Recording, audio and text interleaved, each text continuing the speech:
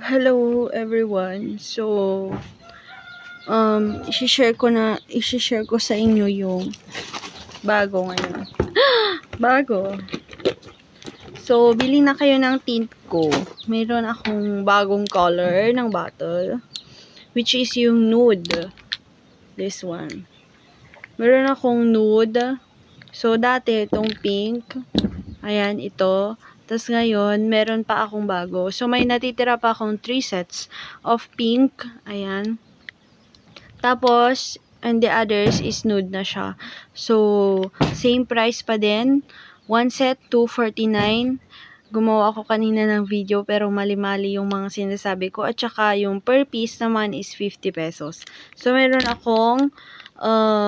tayong 5 shade. So, ito yung autumn, fresh, flower, woods, at saka yung, ano yung hindi ko pa nasabi?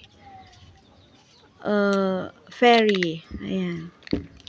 So, trinay ko na kanina, binidyohan ko yung fresh. Kaya lang, iba-iba yung sinasabi ko doon. So, ito yung kinalabasan niya. Kanina pa to. Ayan, meron pa siyang blush on. So, parang nagre-red lang na normal yung face mo pag naglagay ka na ginamit mo to as your blush on.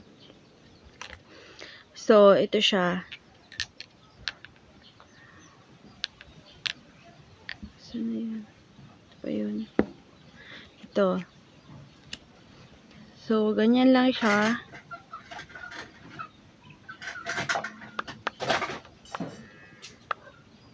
Ganyan lang. At saka, kung like me, na merong mga ganito.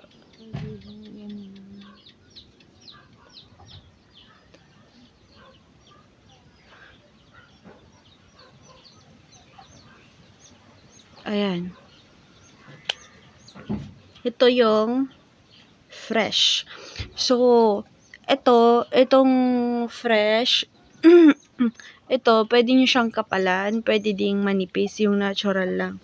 Yung pinsan ko kasi, manipis lang yung ginawa niya dun sa review niya. So, pwedeng manipis lang yung pag-blend mo. Kunwari, ito yung lips, ganyan lang siya.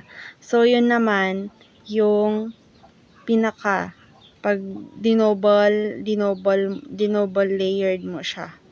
Ganito yung style niya pag nag-dark na siya. Lips ko. Ayan. Tapos, naglagay na din ako ng blush on kanina. Kaya lang dinilit ko yung parang natural pink lang yung color ng face mo. Ayan. Sobrang ganda.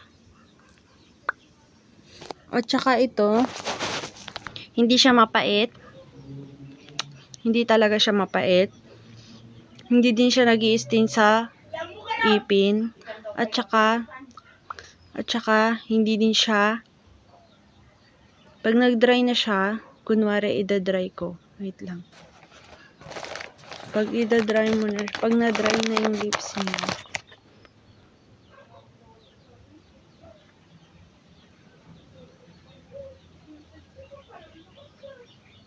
pag na-dry na yung lips nyo,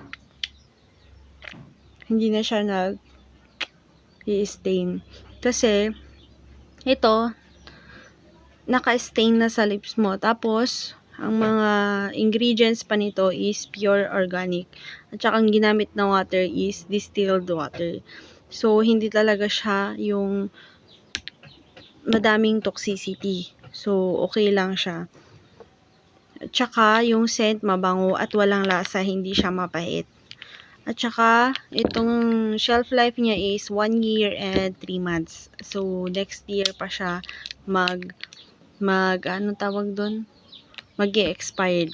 So, ayun. Bili na kayo. Only 249 per set.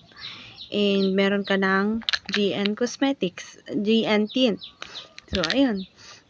Samantalahin nyo na.